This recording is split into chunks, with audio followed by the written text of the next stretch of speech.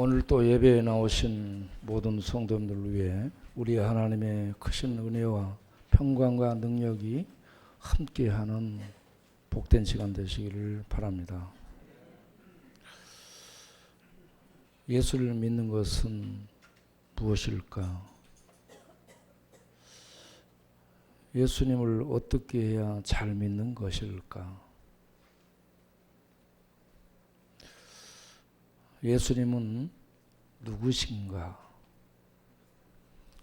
늘 듣고 늘 고민하고 늘 생각해야 되는 부분이고 또 힘을 써서 믿음으로 이기는 삶을 살기 위해 애쓰시는 우리 모든 성도님들 이 시간도 주께서 큰 능력으로 붙드시기를 바랍니다.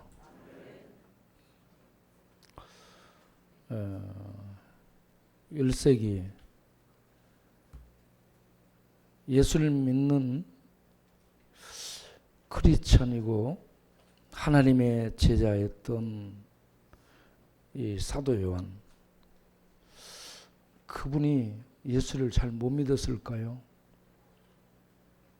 예수님이 돌아가신 다음 부활 승천하시고 떠나신 다음에 예수님께서 맡기신 어머니 마리아를 모시고 에베소로 피신해서 에베소에서 예수님을 증거하고 살았던 사도 요한,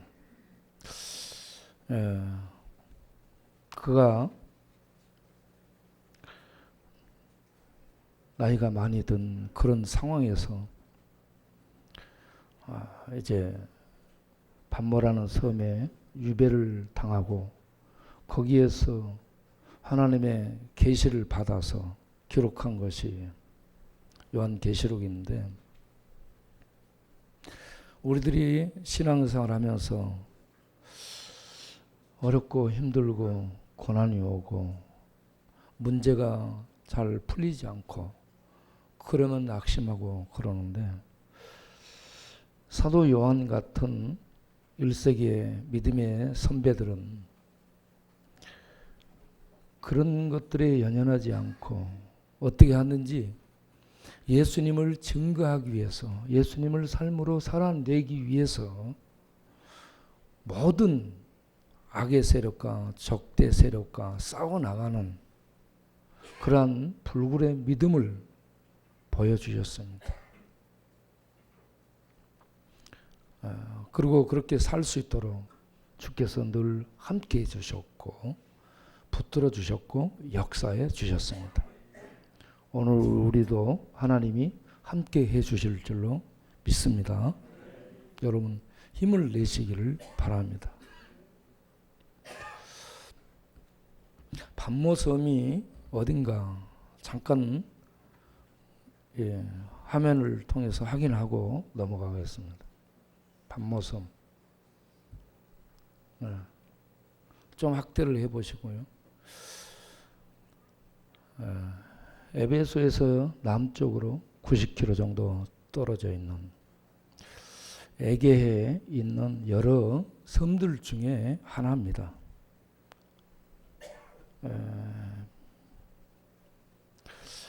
길이가 한 17km 정도 되는 뭐 그렇게 크지 않은 조그만 섬이죠. 여기에 도미티안 황제가 통치하던 때 AD 95년 96년경 약 18개월 동안 사도 요한이 유배를 당하게 됩니다. 이 반모섬은 당시 정치적으로 종교적으로 중범죄자들을 그곳으로 유배시켜서 그곳에 탄광이 있었다고 그러는데 탄광에서 노역을 하도록 하는 그러한 유배지였다라고 알려지고 있습니다. 사도 요한이 약 18개월 정도 그곳에 있는 동안에 그 섬의 남쪽에서 이렇게 하나님을 향해 기도하는 도중 주의 날에 성령의 감동 중에 하나님의 계시를 받았다라고 합니다. 그래서 그곳에 가면 사도 요한을 기리는 수도원도 세워져 있다고 그렇습니다.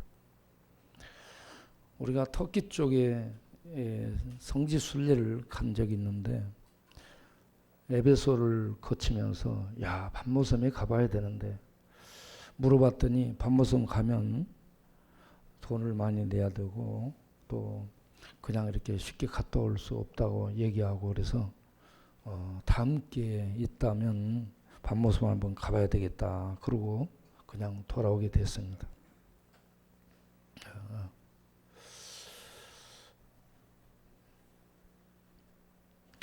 반모섬 예수님을 어떻게 믿었는가? 사도 요한이 오늘 읽은 요한계시록 1장 9절을 보게 되면 거기에 나 요한은 너희 형제라라고 얘기합니다. 형제. 함께 예수를 믿고 함께 주의 나라를 바라보며 주의 나라를 힘쓰고 함께 예배드리고 주를 고백하고 환난을 견디며 고난을 참아내며 함께 가고 있는 형제라고 얘기합니다. 예수의 환난과 나라와 참음, 고난을 참고 나가는 거기에 동참한 자라고 얘기합니다.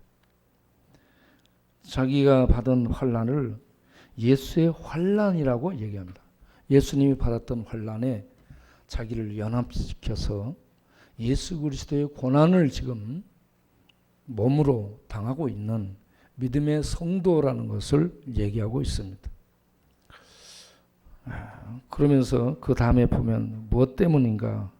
하나님의 말씀과 예수를 증언하였으므로. 하나님의 말씀과 예수를 증거하는 그 증거 때문에 잡혀서 지금 유배를 당한 그런 상태라고 밝혀주고 있습니다.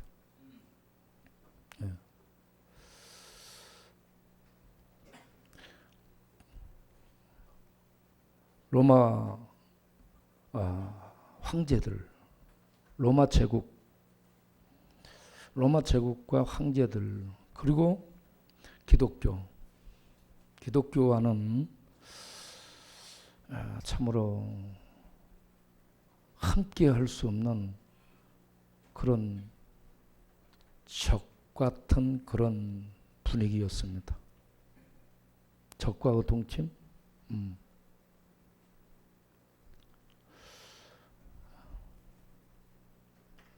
황제들이 자기에 대해서 거의 신으로 얘기를 합니다. 아우구스투스도 자기가 태어난 날을 세상이 새롭게 될 날이라고 선언했고, 그의 출현, 그의 출생, 그의 통치가 세상을 새롭게 하는 그러한 시작이라고 선언한, 그를 신으로 숭배하도록 한, 그의 통치가 세상을 새롭게 하는 복음이라고 외쳤던 그러한 황제였습니다. 그런 이제 분위기 속에서 예수 믿는 사람들은 로마 제국 내에서요, 계속 황제 숭배를 강요당하게 됐죠. 황제는 일반적인 왕이 아닙니다. 로마 황제는 일반적인 왕이 아니고요, 신이에요, 신. 그래서 도미티안 황제 같은 경우도 사도 요한이 살았던 그 도미티안 황제도 자기를 주 하나님이라고 했습니다. 주 하나님. 그러면서 자기를 신으로 숭배하라고 했습니다. 그렇기 때문에 로마는 계속해서 황제들이 신으로 등장을 하죠. 거기에서 기독교인들은 벌레 같은 그런 존재로 취급을 받았습니다. 로마의 역사가 타키투스가 기록을 남기기를 기독교인은 악이요 이 질병이라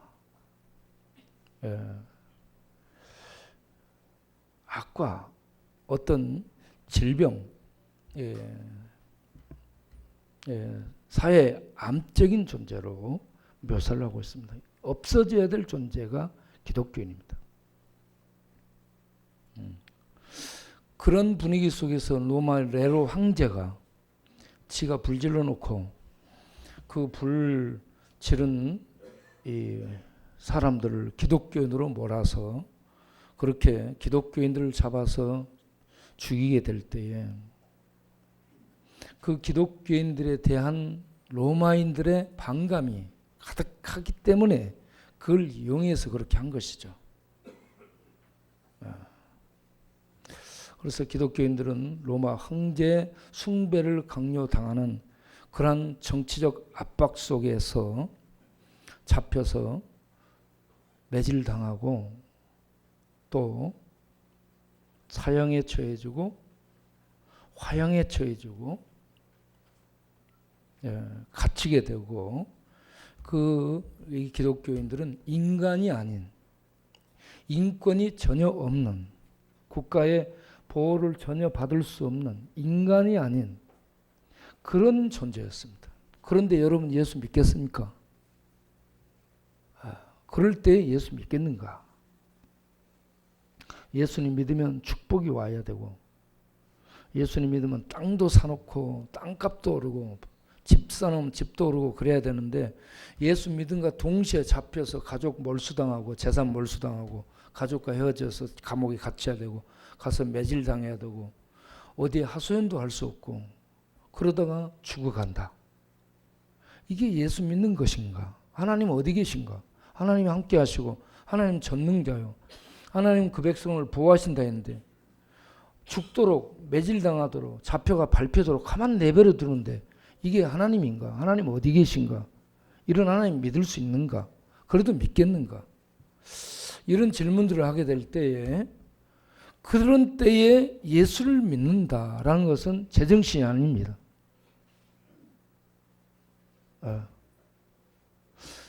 그러면 어떤 사람들이 예수를 믿게 되는가? 성령의 역사 속에서 주를 보는 사람들, 주를 하나님으로 보고 주의 나라를 보는 그런 사람들이 예수님을 영접하고 예수님을 믿고 끝까지 배반하지 않고 환난 속에 견딤 속에 매질당하며 유배당하며 밟히며 인간 아닌 짐승처럼 벌레처럼 취급당하는 그런 상황에서 끝까지 믿음을 견지하고 끝까지 믿음으로 살아냈다.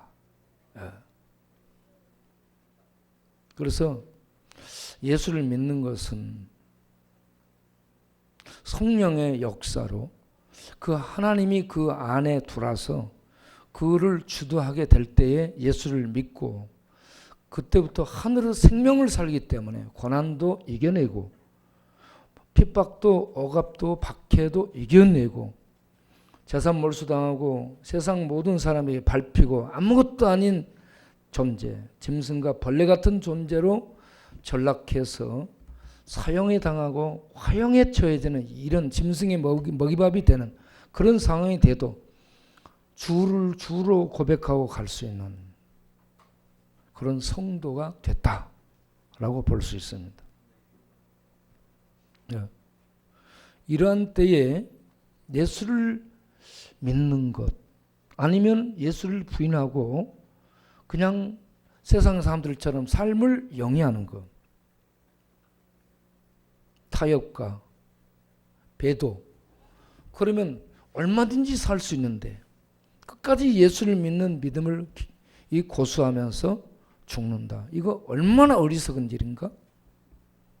그래도 예수님을 믿고 가겠는가?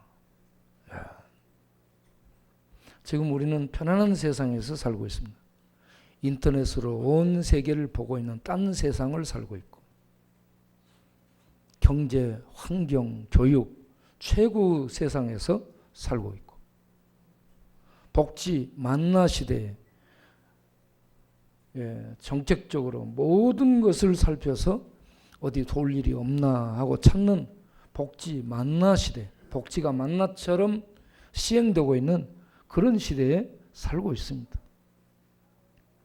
이런 시대에 어떻게 하면 좀 더 받아 먹을까, 어떻게 해서 타 먹을까, 이런 생각하는 시대인데, 이 1세기에는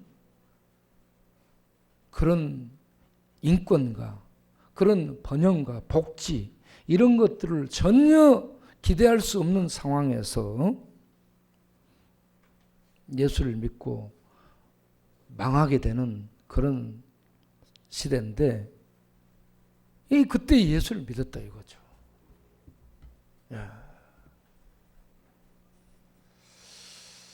오늘 우리들은 핍박, 박해, 압박 이런 단어와는 먼, 거리가 먼 번영, 복지, 편안함, 거기에다가 모든 타락한 죄의 문화가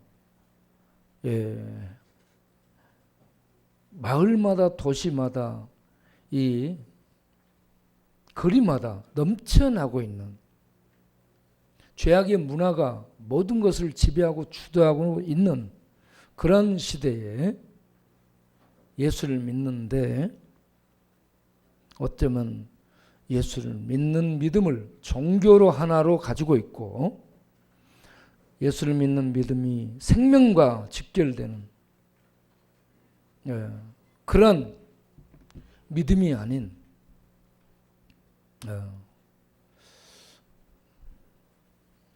일반 종교와 하나로 생각하고 갖고 있는, 그래서 좀 좋은 일 좀 하는,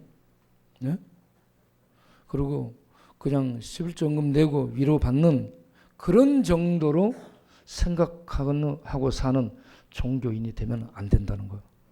참 예수 믿는 자는 그 안에 진리가 들어오는 것이고, 빛이 들어오는 것이고, 생명이 들어오는 겁니다. 여러분 안에 진리가 들어와 있고 빛이 들어와 있고 생명이 있습니까? 진리가 들어오고 빛이 들어오고 생명이 있게 되고 주님이 들어와 있으면 죄와 싸워나가게 되고 세상과 충돌을 하게 되고, 하나님의 말씀, 예수 이름 증거하는 일에 자기를 던져서 욕먹고 매맞고 그럴지라도 그런 자리에 나가게 되고, 세상이 어떻게 보든 말든 그런 것과 전혀 상관없이 주님이 어떻게 나를 보실까? 내가 주님 기쁘시게 하고 있는 것인가?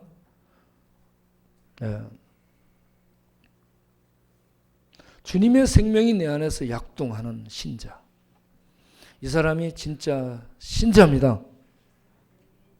주님의 생명이 내 안에서 약동하는 거예요.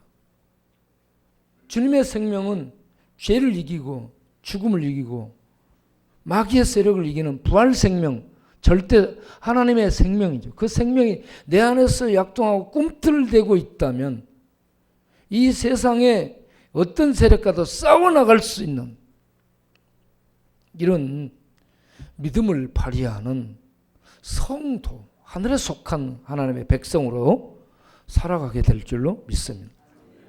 사도 요한이 여기에서 지금 얘기하고 있는 게 하나님의 말씀과 예수를 증거하는 그것 때문에 갇혔다라고 얘기합니다. 하나님의 말씀과 예수는 동격으로 같이 계속 나오고 있습니다. 하나님의 말씀이 예수고 하나님의 입에서 나오는 말씀들이 우리가 받는 하나님의 말씀인데, 이 예수님은 하나님의 말씀입니다.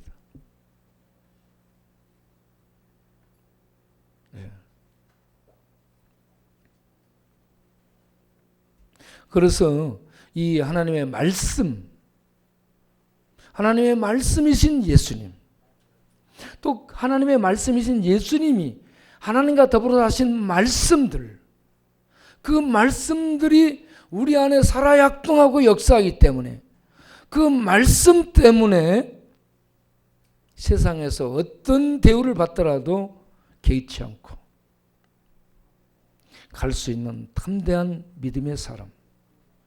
이 사도 요한이 지금 그런 성도로 잡혀가서 갇혔어요. 섬 감옥에 갇힌 겁니다. 그런데 하나님은 그런 성도들을 내버려 두고 가만히 계신가? 아니라는 얘기입니다. 그래서 1장 17절을 보게 되면 거기에 내가 볼 때에 그의 발 앞에 엎드러져 죽은 자 같이 되매 그가 오른손을 내게 얹고 이르시되 두려워하지 말라. 할렐루야. 나는 처음이요 마지막이니 곧 살아있는 자라. 내가 전에 죽었었노라. 볼지어다 이제 세세토록 살아있어. 사망과 음부의 열쇠를 가졌노니 네가 본 것과 지금 있는 일과 장차 될 일을 기록하라. 할렐루야. 사도 요한이 주를 믿다가 잡혀갔어요. 주 때문에 잡혀갔어요. 감옥에 갇혔어요. 반모라는 섬 감옥에 갇혔어요. 그럼 너 한번 거기서 어떻게 잘 버텨봐라 이러고 있는가? 아니란 얘기죠. 주님은 말씀하셨습니다. 내가 항상 너희와 함께 하리라. 사망의 음침한 골짜기도 내가 함께 하리라. 두려워 말라. 내가 너와 함께 함이니라. 이렇게 말씀하셨던 분입니다. 그렇게 말씀하셨던 분이 허공에만 떠 있는가? 아니라는 얘기죠. 우리의 삶 속에, 우리의 이 고난 속에, 우리의 실패 속에, 역경 속에 실제로 오셔서 함께 하심을 믿으시기 바랍니다.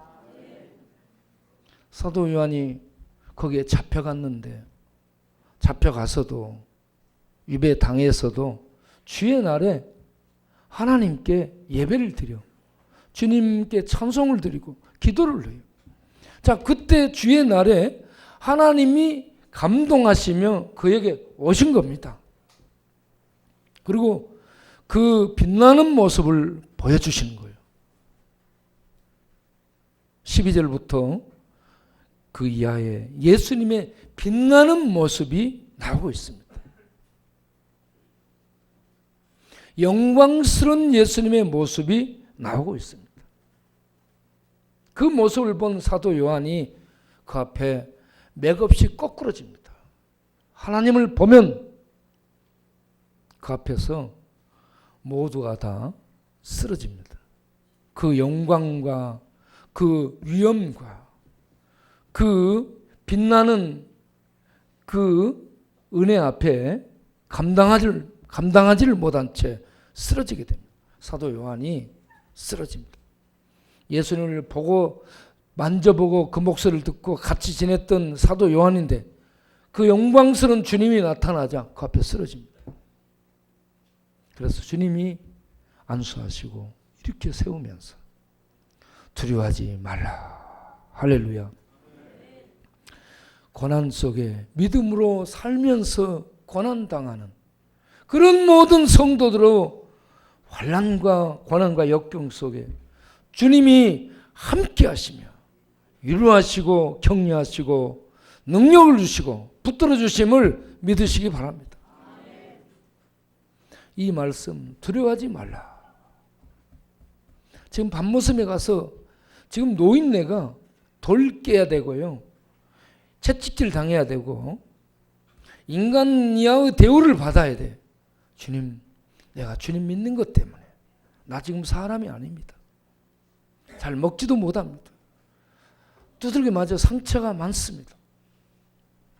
이것들이 우리를 인간으로 취급하지 않습니다. 그런데 저는 주님을 찬양합니다. 그러면서 주님의 이 이름 때문에 내가 이 고난받는 걸 기뻐하면서 그 주님 이 말씀 때문에 고난당하고 밟히는 것을 그가 기뻐하고 즐거워하면서 그걸 다 참고 견뎌나가고 있을 때 그를 보고 있는 주님이 얼마나 기쁘겠습니까? 그렇게 해서 주님이 나타나셔서 내가 너를 아노라. 두려워 말라. 그리고 나는 알파 오메가 처음과 나중이다. 처음 시작을 한 존재가 나요. 역사를 주관하는 자가 나요. 마지막 종말의 끝을 종교를 맺는 자가 나다. 알파 오메가다. 그 앞에 8절에 하나님에 대한 선언을 그렇게 했는데 하나님에 대한 말씀 8절에 한 말씀과 17절 18절에 한 예수님이 자기에 대해서 한 말씀이 예수님이 자기에 대한 나타낸 계시가 똑같습니다. 하나님은 알파 오메가 다시 오실 전능자. 예수님은 나는 처음과 마지막이라. 그리고 내가 전에 죽었었노라. 십자가에 못 박혀서 죽었습니다. 하나님이 오셔서 죽었습니다. 우리의 죄를 위해 죽은 겁니다. 그래서 죄가 치워지게 된 겁니다. 죄를 처리하는 구속을 이루시고 살았노라. 내가 이제 살았노라. 그리고 영원토록 살아있어. 영원토록 살아서 하늘과 땅의 모든 권세를 가지신 그분이 여기에서 사망과 음부의 열쇠까지 가졌노라고 이 말씀을 하고 있습니다. 사망, 죽음의 세력과 죽음 이후 음부의 세력에 모든 권세를 가진 절대 권력자. 예수님이 어떤 분이에요? 절대 권력자입니다. 그 권력이 누구에게 빼앗기거나 바꿔지거나 뺏기거나 이런 권력이 아닌, 인간에게 있는 이런 권력이 아닌 영원한 절대 권력입니다. 영원히 살아있습니다. 하늘과 땅의 모든 것들을 다 다스리는 권력자일 뿐 아니라 사망의 세계, 음부의 세력, 지옥의 세력까지 전부 주관하는 열쇠, 통치권을 가진 통치자입니다. 예수님이 어떻게 사람들에게 외면당해도 되는 싸구려 종교의 어떤 교주 정도로 생각하고 있으면 안 됩니다. 예수님은 창조주, 모든 것들을 주관하는 운영자, 구원과 심판을 행하시는 전능자입니다. 그 주님이 너 본 것을 기록하라라고 말씀을 하고 있습니다. 그래서 사도 요한이 기록하게 된 거죠. 그래서 이 계시록은 수신자가 누구냐? 4절에 보게 되면 오늘 읽은 계시록 4절을 보게 되면 요한은 아시아에 있는 7교회에 편지하노니 이 계시록의 1차적인 수신자가 7교회입니다. 에베소, 스모나, 버가모, 두아드라, 사데, 빌라델피아, 라오디게아 7교회에 편지를 하는데 이 7교회는 7교회가 전부가 아니고요. 그때 교회가 많았습니다. 소아시아 내에. 교회가 많았는데 7이라는 것은 하나님의 완전수를 의미하기 때문에 7을 선택해서 그때의 환난과 박해와 고난 당하고 있는 모든 성도와 모든 교회들에게 똑같이 이 내용을 공개적으로 전달해서 읽도록 하는, 오늘날처럼 성경이 모두 갖고 있는 것이 아니라 이 편지를 보내면 이 편지를 모든 교회들이 공개적으로 한 사람이 낭독을 해서 듣는 겁니다. 예?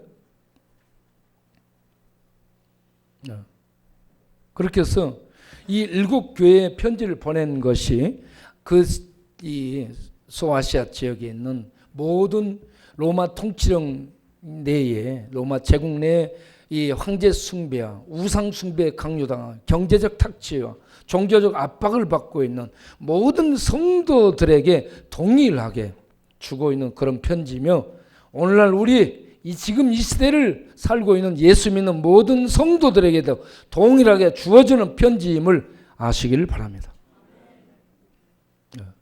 그런데 이 편지의 내용이 뭔가 하면은 1절에 예수 그리스도의 계시라. 할렐루야.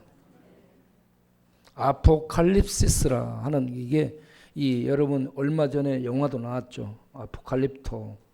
계시하다라는 동사입니다. 아포칼립시스는 계시라는 명사예요. 예수 그리스도엔 계시입니다. 예수 그리스도. 어떤 철학자가요, 철학적 어떤 연구를 많이 해가지고 내가 이런 어떤 무엇을 발견했다라고 하는 논문 발표가 아니에요. 과학자가 어떤 법칙을 발견해가지고 이런 어떤 법칙을 발견했네? 그래가지고 뛰어나와서 외치거나 그런 소리가 아닙니다. 이것은 이 예수 그리스도의 계시, 예수님이 주체가 돼가지고, 계시라는 것은 감춰졌던 비밀을 열어서 보여준다 이겁니다. 감춰졌던 것. 그렇기 때문에 예언적인 것이죠. 예언적인. 이 감춰졌던 것을 보여주는 그런 예언적인 것입니다.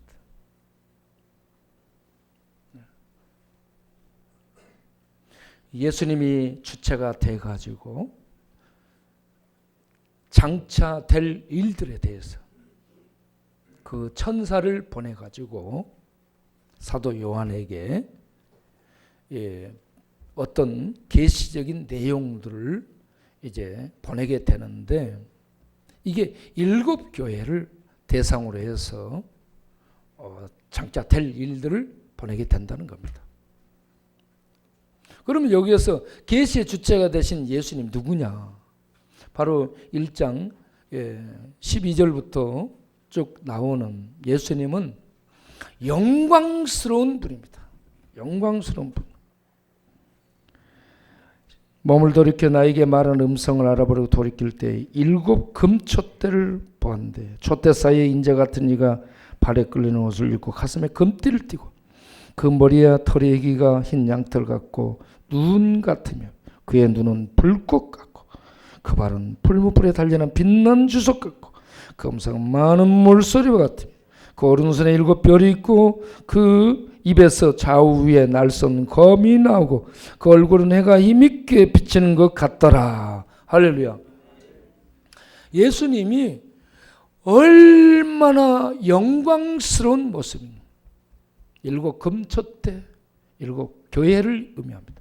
거기 7 별 교회에 보낸 사자들을 붙들고 금띠를 띠고 있는 왕, 불꽃 같은 눈을 갖고 있는 모든 것을 꿰뚫어 보시는 분, 전능자로 나타나고 있습니다.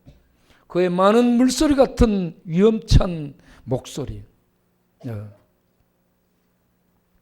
그분이 순결한 양털 같은 모습으로, 흰눈 같은 모습으로 계십니다. 거룩한 왕으로 모습을 보여주고 있습니다. 예수님이 예수님에 대한 계시를 하고 또 예수님에 대해서 이렇게 나타내는 부분이 영광스러운 그런 왕이심을 나타내고 있습니다. 그리고 이제 2장부터 계속 7 교회에 대한 편지를 얘기를 하고 5장에 가서 보게 되면 예수님이 천상의 보좌에 앉아 있는 하나님으로 나타나고 있습니다. 예수님은 보좌에 앉은 어린 양, 그리고 모든 천사들에게 경배받는 그런 하나님, 주 하나님으로 나오고 있습니다. 그리고 6장부터 16장까지 이제 재앙이 쏟아지게 되죠. 7 인, 7 나팔, 7 대접 재앙이 쏟아지게 되는데 이 모든 재앙을 심판을 내리는 주체자로 심판을 집행하는 분으로 나오십니다. 그리고 19장에 하늘의 군대를 이끌고 백마를 타고 나타난 왕으로 마지막 종말을 결정짓는 하늘 군대를 이끌고 실제로 그 모습을 나타내 보이며 이 땅의 악의 세력을 전부 처리하는 최종 종결자로 예수님이 그 모습을 드러냅니다. 그리고 20장에 악마가 잡힙니다. 20장 10절에 보게 되면 악마가 잡혀서 지옥 불구덩이 속에 던져지게 됩니다. 그리고 이제 새하늘 새 땅이 나오고 22장에 가서 어떻게 예수님이 묘사되고 있는가. 22장 12절에 보라 내가 속히 오리니. 할렐루야. 여기 속히 온다 이 말씀은 어떤 기간의 짧음을 얘기하지 않고 오시는 그 급박성을 나타내고 있는 단어입니다. 급박성. 기간의 짧음을 얘기하는 것이 아니에요. 급박성. 빨리라는 급박성을 얘기합니다. 여기에서 주님이 말씀하는데 내가 속히 오리라. 할렐루야. 온다는 얘기입니다. 오신다는 말씀이에요. 예, 오신다는. 자, 그리고 13절에 22장 13절에 예수님을 뭐라고 얘기해요? 나는 알파 오메가요 처음과 마지막이요 시작과 마침이라. 1장 1절 8절 17절 18절에서 말씀하셨던 그 말씀을 또 다시 이렇게 샌드위치처럼 다시 걸어 나오면서 그 안에 모든 내용을 담고 있습니다. 예수님이 말씀합니다. 천둥처럼 들려지는 말씀이 되길 바랍니다. 이 말씀이 계속 반복되죠. 나는 알파 오메가요 처음과 마지막이요 시작과 마침이라. 그리고 16절에 가면 나 예수는 교회들을 위하여 내 사자를 보내어 이것들을 너희에게 증거하게 하였노라. 나는 다윗의 뿌리요 자손이 곧 광명한 새벽별이라. 영원히 지지 않는 새벽별, 다윗의 후손으로서 역사적인 부분을 말씀합니다. 나 예수는 이렇게 얘기하죠. 교회들을 위해서 사자들을 보낸다. 하나님이 그 사자들을 보내서 주님의 몸된 교회에 말씀하시고 그 교회를 이끌어 가십니다. 교회의 머리 되신 주님이 친히 교회를 돌보시고 이끄십니다. 그 주님이 22장 20절에 이렇게 말씀합니다. 이것들을 증언하신 이가. 예수님은 계시자이면서 또 증거자이시기도 합니다.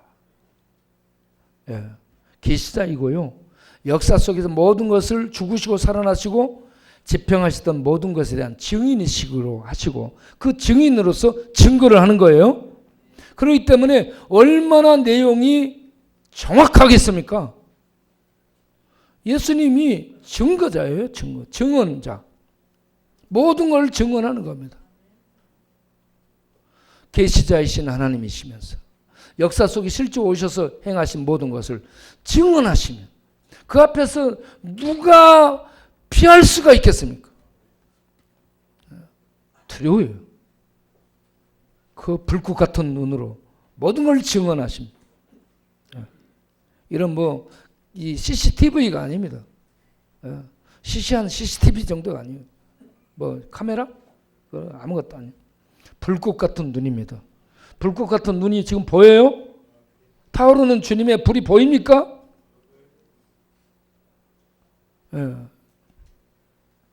그 주님이 20절에 말씀합니다. 이것들을 증언하신 이가 이르시되 내가 진실로 속히 오리나. 할렐루야. 속히 오리라. 처음에 1장 1절에서도 속히 될 일을 이렇게 속히 굉장히 시간의 급박성을 얘기합니다. 시간의 급박성. 주님이 속히 오신다 했는데 아직 안 오시니까 이거 거짓말이다. 여러분 그렇게 생각하시면 안 됩니다. 주님이 속히 오시는데 왜 지금 참고 있어요? 왜 지금 주님이 안 오시고 있어요? 베드로후서 3장. 베드로후서 3장 8절. 베드로후서 3장 8절부터 봅시다. 사랑하는 자들아, 죽기는 하루가 천년 같고 천년이 하루 같다는 이 한 가지를 잊지 말라. 영원한 하나님은 천년이 어떻게 해요? 하루 같습니다. 우리는 지금 많이 긴 것 같은데 주님은 한나절 정도로 생각하는 거예요.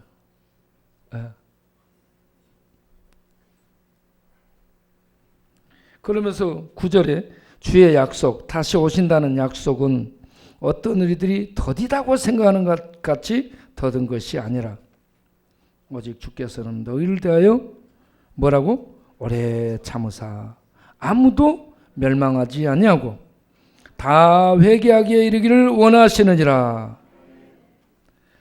그러나 주의 날이 도적같이 오리니. 할렐루야. 주님의 날이 세상에는 도적처럼 오는 거예요. 예수 믿는 자들은 기쁘고 반가운 날이에요. 오 아멘 주 예수여 어서 오시옵소서. 그러면서 이렇게 기쁘고 반가운 날인데 세상 사람들에게는 주님의 날이 도적처럼 오는 거예요. 전부 다 잡혀서 이제 죽게 생겼으니까. 그래서 계시록 1장 7절에 주님이 오시는 것을 보고 어떻게 되리라? 계시록 1장 7절. 주 하나님이 이르시되 7절에 볼지어다 그가 어쩐다? 뭘로 오신다? 주님이 타고 다니는 차는 뭐예요? 구름차예요. 현대나 삼성에 뭐 일본 혼다에서 나온 차가 아니에요. 주님이 타고 다니는 차는 구름차입니다. 구름을 타고 오시리라. 각 사람, 이 각 사람은 누구요? 모든 사람이죠. 모든 사람의 눈이 그를 보겠고. 예수님이 오시는 걸 다 본다는 얘기입니다. 없다. 예수님 어디 있어? 그랬던 사람들도 다 그 눈으로 주님의 오심을 보게 되리라. 보게 되리라. 그를 찌른 자들도 보고 그를 때린 자들도 보고 침을 뱉은 자들도 보고 그 백성들을 짓이겼던 모든 자들도 보리니 그때 그들이 뭐하리라? 통곡하리라. 내가 어찌 그리했던고. 자기 뺨을 때리겠죠. 그때는 자기 뺨을 때릴 거예요. 엊그제 새벽 기도를 드리고 있는데 오건이가 벌벌 떨면서 왔어요. 그래가지고 뭐라고 얘기해요? 하나님 제발 나를 버리지만 말아주세요. 지가 생각해도 하나님이 자기를 버릴 것 같은가 봐.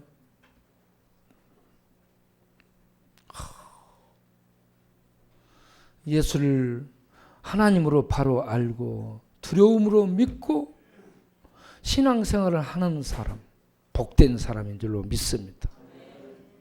우리 최선남 형제님 그 공수부대에 35년 근무하고 점프를 1000번 이상 하신 분.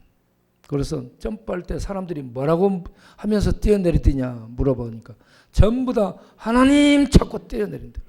마지막에는 인생 끝판은 전부 하나님 찾아요. 그런데 하나님에 대한 믿음이 없어요. 믿음이 없어요. 백창기는 5살 때부터 교회 다녔답니다. 그런데 아직도 다리 밑에서 주저앉아요. 이게 말씀을 갖고 있는 믿음의 성도인가?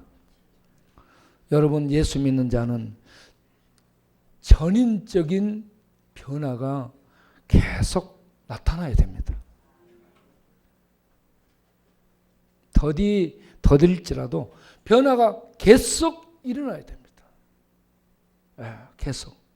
겉사람은 늘 낡아지고 속의 영의 사람은 늘 새로워지며 믿음으로 하늘의 빛을 옷 입고 하나님의 말씀을 먹으면서 하나님의 생수를 마시면서 그 영혼이 주를 닮아가고 그 생각이 주를 닮아가고 그 마음이 주를 닮아가고 그래서 그 눈도 주를 닮아가고 자기가 거울을 쳐다보시고 주를 닮아가는 눈동자가 아니면은 거울을 주먹으로 한 방 때려버리시기 바랍니다. 그래서 너는 왜 주를 닮지 않았니? 너 주를 닮아야 되는데. 그래서 주를 닮아가도록 주를 안 닮았으면 주를 늘 못 보는 거예요. 주를 늘 바라보잖아요. 그러면 어떻게 되겠어요? 영등포 술 마시는 사람 바라보면 늘 술집 가 있죠. 담배 피는 사람 바라보면 늘 담배 피게 되고. 그런데 늘 주님을 바라보게 되면 어때요? 네, 늘 주님을 닮아가지 않겠습니까? 여러분들 주님을 봅니까? 주님 보고 있으세요? 아니면 돈을 보고 있으세요? 세상을 보고 있는가요? 여러분 늘 보는 대상이 누구요? 요 계시록을 보면 성경을 읽으면서 주님이 보여야 돼. 주를 봐야 돼. 성경은 전부 주님을 말씀하고 있습니다. 그래서 주님을 보고 주님을 닮아가는 아멘 주 예수여 어서 오시옵소서 하면서 밤모섬에서 주를 보고 새로운 힘을 얻고 기쁨과 감격 속에 그 유배 생활을 한 이 사도 요한처럼 우리 이 땅에서 사는 동안 어떤 핍박 역경이 오더라도 이 계시 이 말씀을 통해 우리에게 계시하며 다가오신 이 주님을 바라보면서 믿음으로 승리하는 나날을 사는 우리 모두가 되기를 바랍니다. 기도하겠습니다. 하나님 아버지